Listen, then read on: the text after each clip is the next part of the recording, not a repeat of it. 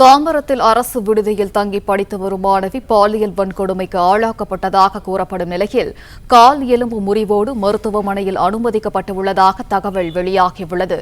இதுகுறித்த கூடுதல் விவரங்களை வழங்குகிறார் செய்தியாளர் சரவணன். சரவணன், வணக்கம். என்ன நடந்தது சரவணன்? விவரங்களை நீங்க பதிவு பண்ணல.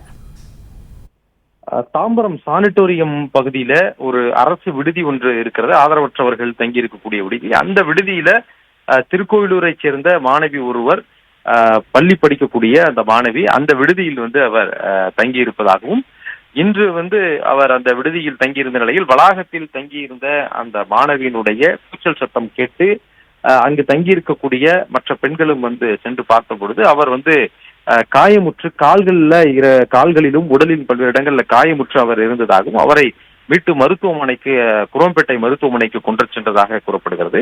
அங்கே அவருக்கு சிகிச்சை அளிக்கப்பட்டிருக்கிறது.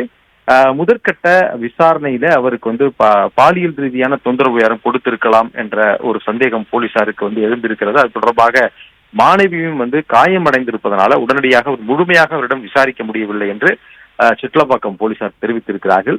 மேலும் 2 கால்களும் எலும்பு முறிவு ஏற்பட்டதன் காரணமாக மேல் சிகிச்சைக்காக ராஜீவ்காந்தி அரசு மருத்துவமனைக்கு மாற்றி மாணவிக்கு அங்கு சிகிச்சை அளிக்கப்படுகிறது.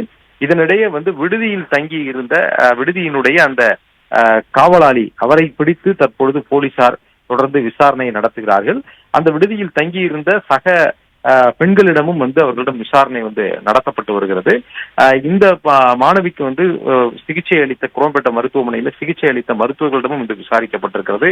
உடலில் மாணவிக்கு எங்கெல்லாம் காயம் இருந்தது என்பது தொடர்பாகவும் விசாரிக்கப்பட்டிருக்கிறது. அதன் அடிப்படையில் தொடர்ந்து விசாரணை நடத்தப்படுவதாகவும், பிறகு மாணவி ஓரளவு சிகிச்சையில் உடல்நலம் தேறி வந்ததும் அவரிடம் சரியாக விசாரித்து அதன் அடிப்படையில் அடுத்த கட்ட நடவடிக்கை எடுக்கப்படும். குறிப்பாக மாணவிக்கு இந்த பாலியல் தொந்தரவு நடந்திருக்கிறதா என்ற முழுமையான ஆதாரங்களை திரட்டி அதன் அடிப்படையில் நடவடிக்கை எடுக்கப்படும் என்று போலீசார் தரப்புல தெரிவிக்கப்பட்டிருக்கிறது. இந்த விவகாரம் குறித்து உயரதிகாரிகளும் தீவிர விசாரணையை நடத்துவதற்கும் அந்த விசாரணையை கண்காணிக்கக்கூடிய நடவடிக்கைகளிலும் உத்தரவிட்டு அந்த நடவடிக்கையிலும் ஈடுபட்டிருக்கிறார்கள்.